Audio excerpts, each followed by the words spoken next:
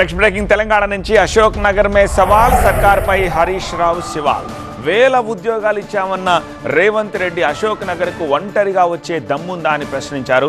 ఉద్యోగాలపై బహిరంగ చర్చకు రావాలని సవాల్ చేశారు హరీష్ రావు. రేవంత్ సర్కార్పై తనదైన శైలిలో విరుచుకుపడ్డారు మాజీ మంత్రి హరీష్ రావు. కాంగ్రెస్ ప్రభుత్వం వచ్చాక తెలంగాణలో పరిస్థితి అంతా అగమ్యగోచరంగా మారిందన్నారు. ఇష్టం వచ్చినట్టు మాట్లాడడం తప్ప సీఎం రేవంత్ కు పరిపాలన చేత కాదని విమర్శించారు.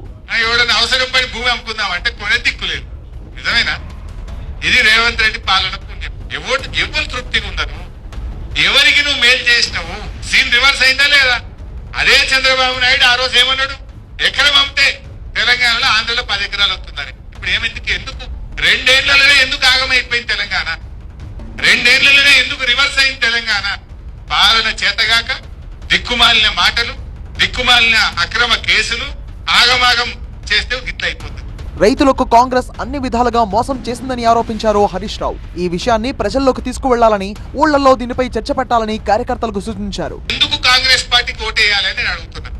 రైతు బంధు ఎగ్గొట్టినందుక, పంటల బీమా ఎగ్గొట్టినందుక, రైతు బీమాకు ప్రీమియం చెల్లించినందుక, జనుము జీలుగు విత్తనాలు ఇవ్వ చేతగానందుక, ఎరువులు అందించినందుక, నీళ్లు ఇవ్వనందుక, మోటార్లు కాలినందుక ఎందుకు వేయాలి కాంగ్రెస్ పార్టీకి ఓటు అని నేను అడుగుతా ఉన్నా. ఇది మీరు చర్చ పెట్టాలి దయచేసి. పంచాయతీ ఎన్నికల కోసమే కాంగ్రెస్ ప్రభుత్వం ఈసారి రైతు బంధు ఇచ్చిందన్నారు హరీష్ రావు. ఈ ఎన్నికలు పూర్తయిన తర్వాత మళ్లీ రైతు బంధు రావడం కష్టమే అన్నారు. కరోనా వచ్చినా, కష్టం వచ్చినా, పెద్ద నోట్లు రద్దయినా, ఎకానమీ స్లో డౌన్ అయినా రైతు బంధు మాత్రం ఆగలేదు.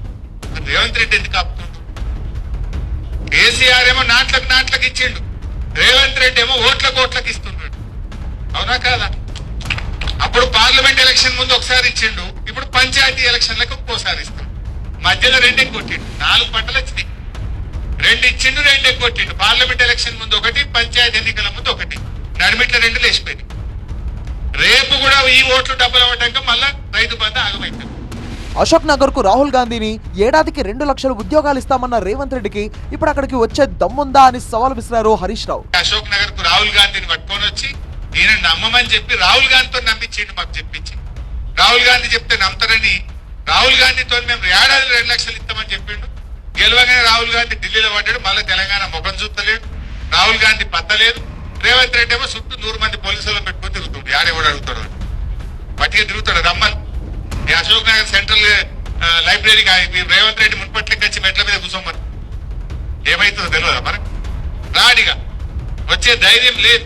వడ్డీ లేని రుణాల విషయంలో ప్రభుత్వం మహిళలను మోసం చేస్తోందన్నారు హరీష్ రావు. ఉన్న పెన్షన్లలో కోత పెట్టడం తప్ప కొత్తగా ఎవరికీ పెన్షన్లు ఇవ్వడం లేదన్నారు. స్థానిక సంస్థల ఎన్నికల్లో కాంగ్రెస్ ను ఓడిస్తేనే ప్రభుత్వానికి బుద్ధి వస్తుందన్నారు.